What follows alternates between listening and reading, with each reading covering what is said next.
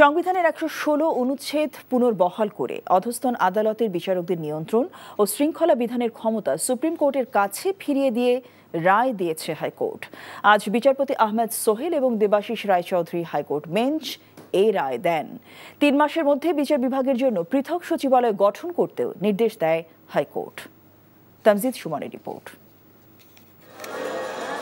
দলীয় সরকারের অধীনে নিম্ন আদালতের বিচারকদের সরাসরি নিয়ন্ত্রণ করে আসছিল আইন মন্ত্রণালয়। অথচ ১৯৭২ সালের সংবিধান অনুযায়ী নিম্ন আদালতের বিচারকদের বদলি ও শৃঙ্খলা বিধানের দায়িত্ব ছিল সুপ্রিম কোর্টের হাতে। কিন্তু ১৯৭৪ সালে ৪র্থ সংশোধনীর মাধ্যমে তা রাষ্ট্রপতির হাতে ন্যস্ত হয়।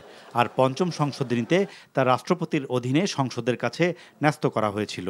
তবে সুপ্রিম কোর্ট ৫ম সংশোধনী বাতিল করলে ফের রাষ্ট্রপতির পরামর্শে নিম্ন আদালতের বিচারকদের নিয়ন্ত্রণ করা হতো।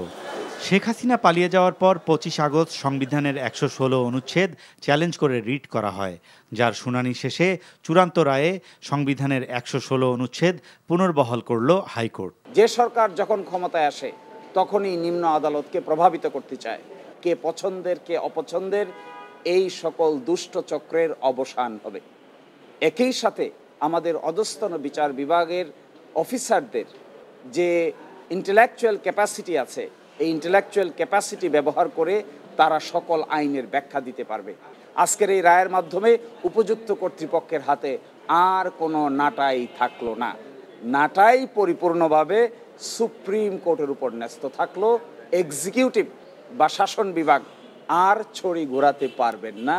এই রায়ে ঐক্যমত্য কমিশনের কয়েকটি সুপারিশ উল্লেখ করা হয়েছে। এটা একটা খুবই ঐতিহাসিক রায় হয়েছে। ঐক্যমত কমিশনের কাজের মধ্য দিয়ে এটা এসছে যে ৩১টি দল এতে একমত। এটাও আমরা আদালতের নজরে এনেছিলাম এবং আদালত তার রায়ে সেটাও উল্লেখ করেছেন। সংবিধান সংস্কার কমিশন এবং বিচার বিভাগ সংস্কার কমিশন, এই দুই কমিশনই তাদের রিপোর্টে বলেছিলেন যে ১১৬ অনুচ্ছেদের সংশোধন করে বিচার বিভাগের কর্তৃত্ব সুপ্রিম কোর্টের উপর ন্যস্ত করা উচিত। রায়ের মধ্য দিয়ে অধস্তন আদালতের বিচারকদের নিয়ন্ত্রণ ও শৃঙ্খলা বিধানের পূর্ণ নিয়ন্ত্রণ ফিরে পেল সুপ্রিম কোর্ট।